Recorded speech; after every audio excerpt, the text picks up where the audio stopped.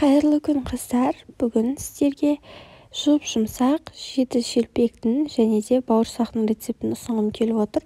Ең алдымен таза ыдысымызға 1 стакан жылы суымызды және де 50 грамм сары май, 1 стакан сүтімізді аламыз. Үшеуін жақсылап араластырамыз. Жарты стакан сұйық май қосып жібереміз. Менің сұйық май қосқаным видеоға түспей қалыпты. Енді құрғақ ингредиенттерімізді қосамыз. 2 ас қасық шекер және де 1 шай қасық тұз. Сосын 1 шай қасық дрожжымызды саламыз. Жақсылап араластырып аламыз. Ішінде шекері, тұзы, дрожжы барлығы еру керек. Содан соң үстіне ұнымызды қосып, жұмсақ қамыр илейміз.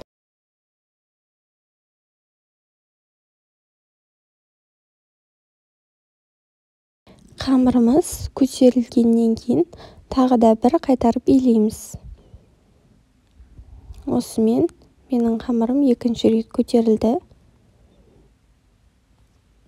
Мен осы қамырдан 7 шелпек және де қалғанына бауырсақ жасаймын.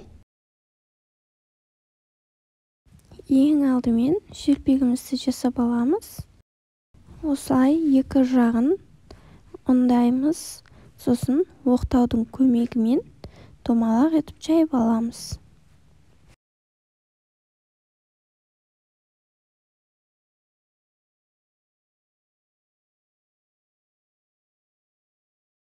Шанышқының көмегімен бетін тесіп шығамыз. Енді бауырсағымызды жасаймыз. Менде осындай дөңгелек форма. Сіздерде бұндай форма болмайтын болса, стаканның көмегімен жасасаңыздар болады. Осымен менің шелпегім дайын.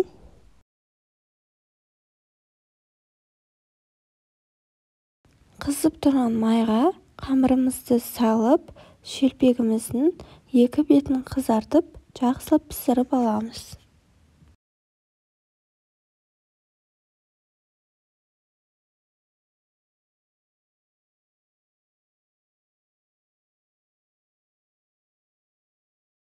Осымен менің шелпегім дайын.